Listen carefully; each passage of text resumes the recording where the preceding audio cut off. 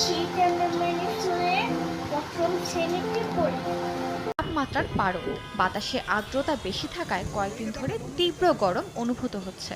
চলুন জেনে নেই এই গরমে ফ্রিজের ঠান্ডা পানি খেলে কী ধরনের সমস্যা দেখা দিতে পারে।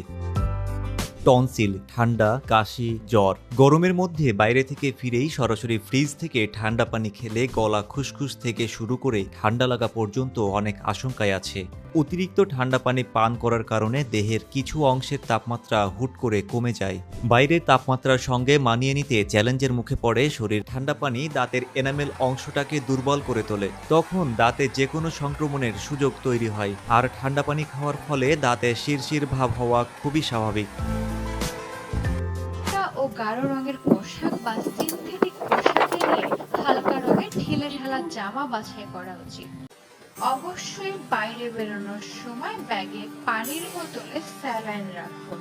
সাথে রোদ থেকে বাঁচতে সানগ্লাস, ছাতা, টুপি বহন করুন। খুব প্রয়োজন না হলে রোদে বের হবেন না। ফ্রিজে ঠান্ডা পানির পান করবো না। অবশ্যই বেশি করে নরমাল পানি পান করবো।